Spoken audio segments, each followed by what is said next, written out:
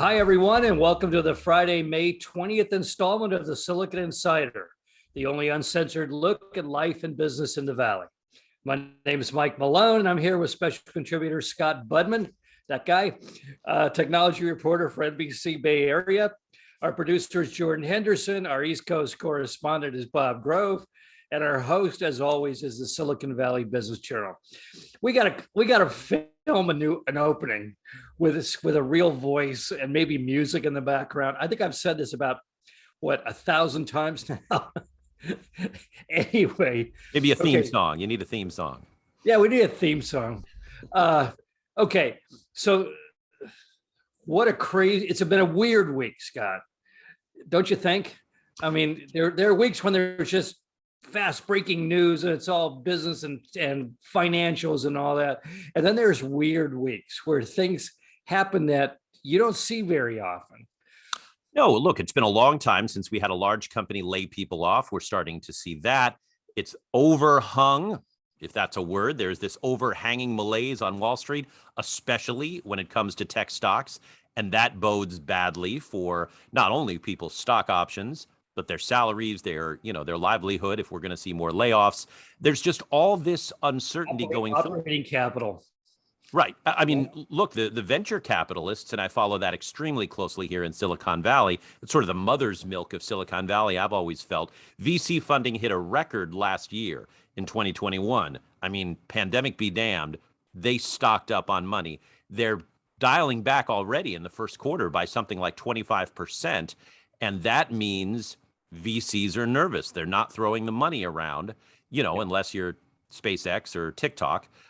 You're seeing smaller rounds of funding. You're seeing concern and uncertainty going forward. And that really doesn't bode well for startups, which lead to larger companies. In other words, we're already seeing something of a recession in tech as the overall market and economy gets ready to see one as well. I'll be interested in seeing how many A-round investments take place in this quarter, because that'll give us a glimpse of what the tech world will look like in 3 or 4 years. If new companies are they're not making that jump from, angels to A-round and really get going, we're going to see a shortage. We'll see a dip in the number of exciting new companies. And it's not like this was not forecasted. A lot of the VC money was lost because it went to companies that turned out not to meet their promise. And boy, with these multi-unicorn status companies, that promise is a very high bar that was set.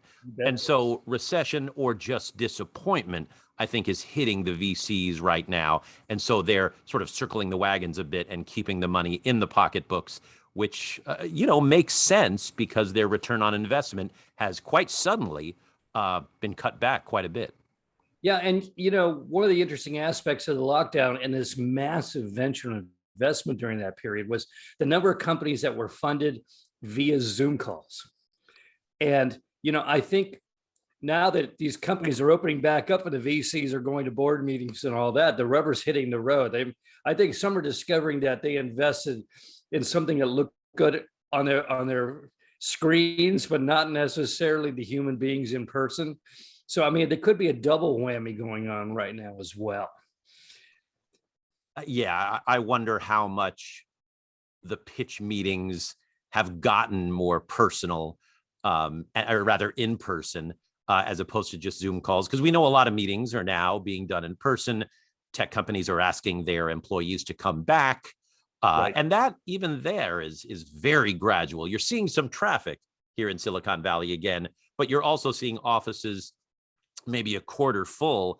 And it's awkward. I've been into tech companies to interview executives, and you see the tech workers on Zoom calls with their coworkers at home, and you wonder, why even bother unless you're all here? Yeah, and I've been to, I can't tell you how many pitch meetings with VCs over the years, and those are one-on-one experiences where the VCs test your character. Are you confident in what you're doing? Can they smell the flop sweat? You can't smell flop sweat over a Zoom call. Good point. That we could have another effect of that as well in the years to come. So anyway, let's talk about layoffs. We said the CEOs kind of linger in the doorway. Nobody wants to be the first one through the door to announce layoffs because they take the arrows in the back. Well, it happened. Netflix. Yeah, Netflix, right? The first big company. 150 jobs. Right. And again, that's a little less than 2%. It's not a huge bloodletting, but this is a company whose stock price in fairly short fashion went from 700 to about 180. And that's a huge drop in market value for a very established company. Remember, this is not something that you trade on Coinbase or a meme stock. This is Netflix. This is a company that has split over and over, that has made many, many millionaires, and has helped define a category that, by the way, is still very, very strong. Streaming isn't going away. In fact, it's bigger than ever. And if you look at Disney's earnings, is likely to just get bigger and bigger. But Netflix did what I think a lot of those small companies did. It just grew too fast, and the stock price got ahead of itself. And now it's faced with at least some layoffs.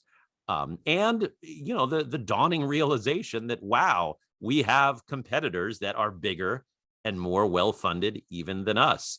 And on top of Disney and Apple Plus, looming in the distance is TikTok, which is eating Netflix's lunch among young people, not because it's paying for content. TikTok doesn't pay anything for content, as far as I know, but it's got the young people watching.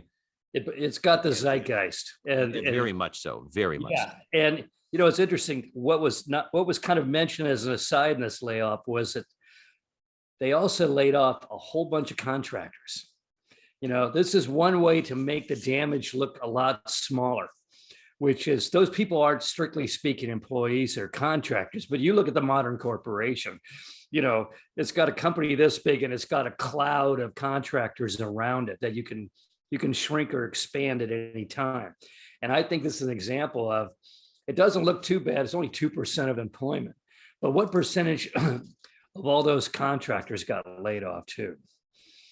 Right, that I don't know, but it's just a bad time. And like you say, this is sort of the first of the big ones in what is likely to be, a really tough time for a lot of tech companies. They're dealing both with the bottom line and this whole, especially if you're Netflix, are you doing the right thing? Are you putting out content that's offending people? I mean, this always comes up for them, and they're sort of getting it from both sides right now. Yeah, but now one trick has always been, you grow so fast, you've got a lot of superfluous employees and bad employees and a lot of dross. And you can use a downturn to shake those people out. You just don't want to be the first one to do it because it looks strictly like a layoff because you're in trouble. So, I mean, Netflix, they've got to be really concerned because they literally went into the bad timing period of doing this layoff. Yeah, but let me push kind of quietly. You get 6 months into a recession, you don't even cover layoffs at most places. You can hide the fact that you're shrinking the company. You can't do it when you're the first one out of the gate. Right. And no one's going to get to hide from this. There are going to be more layoffs. And let me push back on the term superfluous employees. That sounds like a C-suite term. Come on. As a working person myself, these are my neighbors. They're getting laid off. They don't have. Oh, no, I understand, but I also know that during boom periods, companies will hire anybody that can leave a mist spot on a mirror held under their nose. And a lot of people just don't belong there. Perhaps, but again, my bottom line as a business reporter for all these years has been, how are the jobs? Are people employed? Are they able to put food on the table? Are they able to pay their mortgage here in a crazy place with high rents and high mortgages? Are they able to get their benefits and their health care? And we now know of at least 150 people who can no longer do that. And that, I worry, is a small snowball rolling down a hill right now. Yeah, layoffs always suck. Having been laid off before in my life, it's a miserable experience. We mentioned this a while back. How do you, if you have a 2-income family and you've just bought a house in Silicon Valley for $2.5 million, a 3-bedroom, 2-bath house, and you got a couple kids and you're probably putting them in a private school, Stratford or Harker or something like that. How do you survive a layoff? How long can you survive a layoff? without cutting back. I mean, you can't have that much of a cash flow. No, and so many people around here buy those homes with their stock options. I mean, that's sort of the thing that makes Silicon Valley so wealthy. And, if you don't have a job, you not only don't have benefits and a salary, but, you often don't have those options. It's going to be a tough time for the housing market if we get to a point where a lot of tech companies are laying people off because one goes with the other.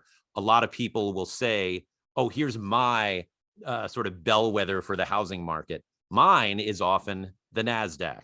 When the NASDAQ goes down, housing prices here in Silicon Valley go down. And, the NASDAQ is still pretty high up there, but it's not Still where it was. there, but you miss 2 mortgage payments and times become desperate. Yes. And you've got to do something. And that's when you start fire saling the house. And that's when the real estate prices really collapse around here. Well, and I think we see not only the layoffs, but just the earnings that are coming in. We saw the small companies, which we almost expected, did they really deserve unicorn status? But within the last few days, Target, which is no slouch. 25% of its stock value. Right. That's the worst since the 1980s. And that was a very deep recession. And Target is a bellwether for the retail sector. And although this company is not the bellwether for tech that it used to be, Cisco getting hammered overnight on Wednesday night and then into Thursday morning because its earnings were not up to par. Target and Cisco are 2 gigantic bellwether companies for their various industries, retail and tech. And if retail and tech are hurting, our whole economy is hurting. Well, Target's Target is especially scary because that's where you go when you stop having a lot of disposable income and you're going to Santana Row and places like that. You go to Target to get the basics. Yes. And if Target's hurting, the whole country's got to be hurting right now in that regard. Okay. Well, oh, by the way, Reed Hastings seems like a very angry man these days. Did you see that? Of course you did. I'm sure you covered that memo that he sent out that says, if you're an employee of Netflix and you have a problem with, controversial productions and that's our offerings, leave. I mean, wow. Yeah, that was a very strong. Sounds like the end of woke at Netflix. Well, really, we've started to see this at certain companies. And I remember Palantir famously said this, saying, we're not political. And, all that really is, let's be honest, is saying, just as you say, we're not going to be woke. And I don't even know what that means in a corporation. I mean, are you really that worried that you're trying to help perhaps diversify your staff or make a donation to a civil rights organization? I mean, since when did this become bad, right? But in the Netflix case, you had a lot of employees, some who walked out, others who quit because of, say, the Dave Chappelle special. They disagree with the viewpoints of what they're putting out in the streaming world. But Netflix is a movie studio, and movies are supposed to be sometimes controversial and, debate. And we do call them art, and Yeah. art has different rules. Art's Right. supposed to stretch the boundaries. Right. And so what Hastings said is surprise in that he said it out loud. That surprised me a bit. But ultimately, if you work at a company like Netflix that does deal in and makes a lot of money from comedians and controversial movies, we don't want that to stop, do we? I mean, there's something to be said for somebody protesting outside of Dave Chappelle's show because of what he says, let's say, about trans people. That's their right, absolutely.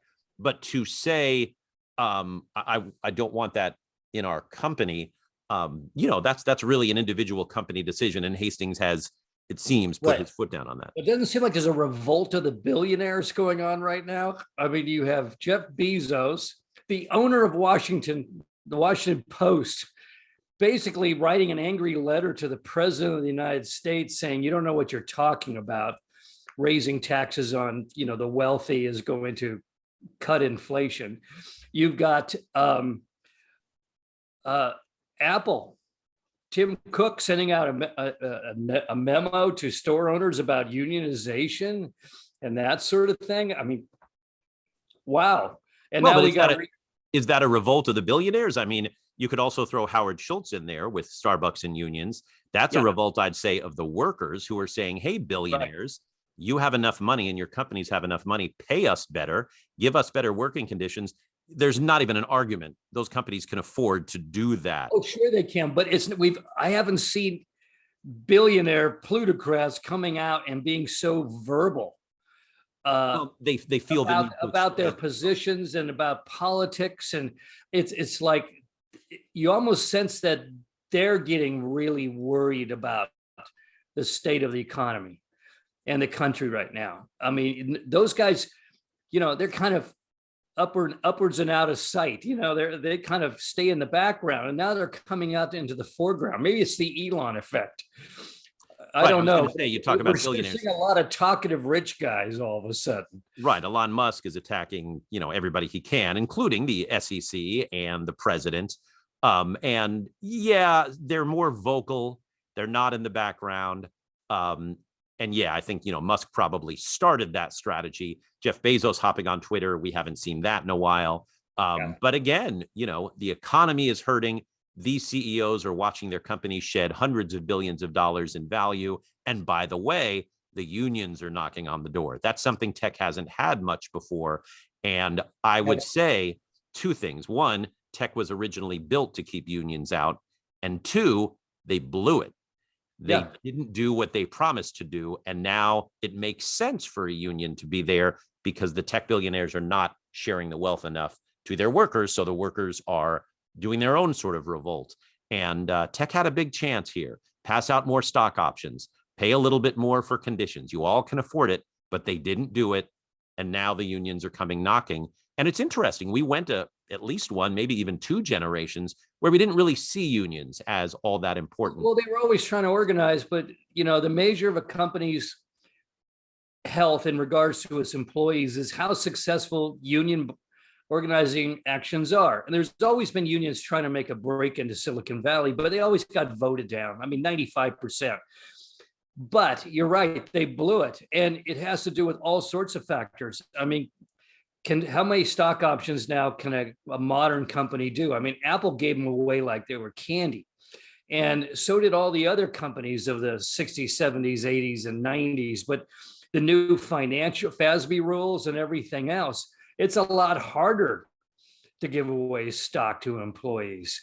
It's they manage, or it's an excuse not to give stock to employees. But we're not seeing this. That may be a better way to put it, an excuse, because come on. I mean, Apple as an example of companies that gave away stock options. Apple, last time I checked, I mean, Saudi Aramco aside, is the most valuable company by stock market value in the world. It can give those workers in the stores stock options of all companies to bring up. They can afford to give out even more stock. And they can create new stock instruments. I mean, when the whole FASB regulations came in and companies found they couldn't quite give away stock the way they used to, they invented new instruments, new classes of that stuff. But now they seem to have lost interest in all of that.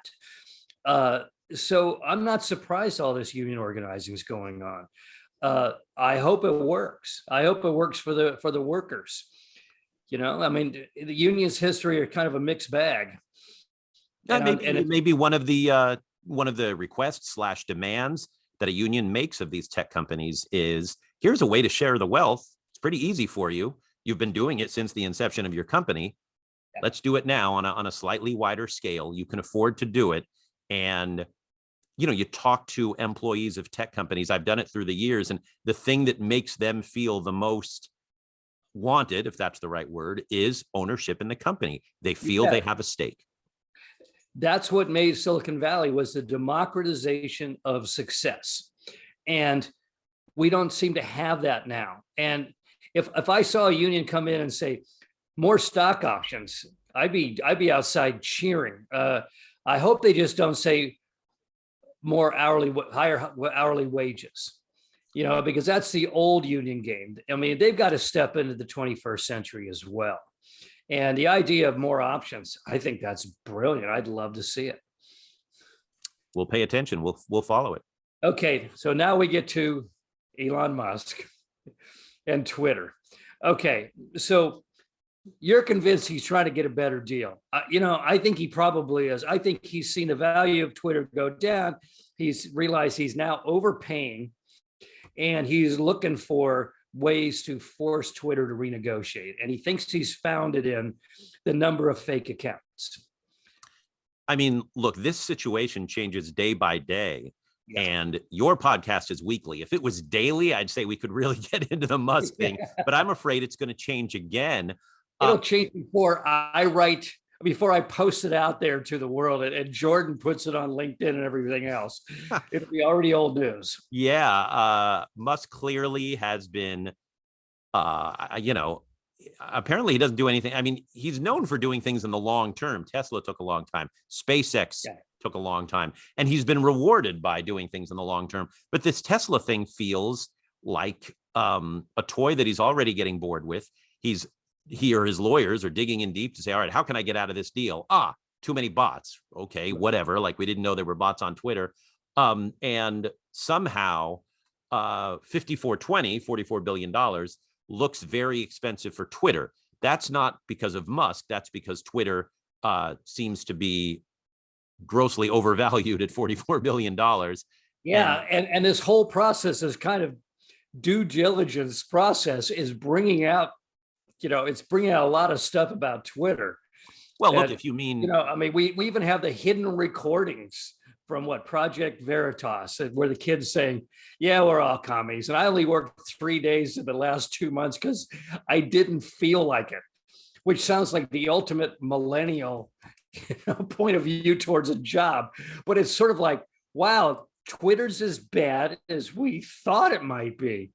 I mean, it does feel surreal. And you have the would-be buyer in Elon Musk tweeting negatively about Twitter and its employees, a strange strategy, you'd say, unless you're purposely trying to lower the value of your company. Now, what if the board of directors says, hey, we've got a contract, 5420, pay up, or pay $1 billion in then it goes to the courts because Musk will turn around. That's what he's setting up, it looks like, which is we weren't honest on the contract.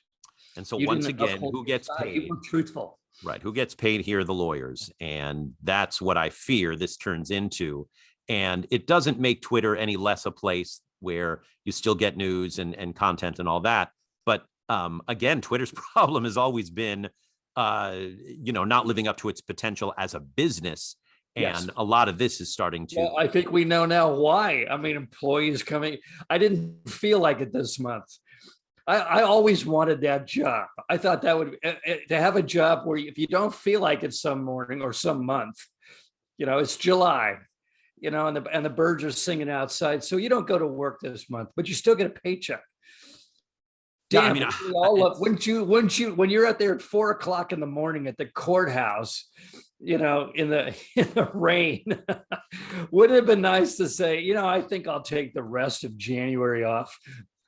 Look, you're talking to a guy who works in Silicon Valley who doesn't own a single stock option. I pretty much have to do this and I enjoy it. But yeah, I mean, let's get back to Twitter and what this is doing to its reputation. We're seeing employees leave. We're seeing executives get fired. This has turned into an ugly, sort of barbarian at the gate kind of situation.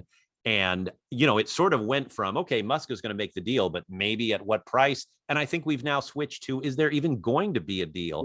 And if not, if Wall Street decides there's no hope for a deal, where does Twitter's stock price go? Oh, I was going to say, if Elon walks away right now after all the damage he's done, he's going to leave a smoking crater where Twitter used to be. Yeah. And instead of 44 billion, what's the market value of that company? Let me check real quick right now. Its market value is, and this is, it's 28 billion. So it's now 16 billion below.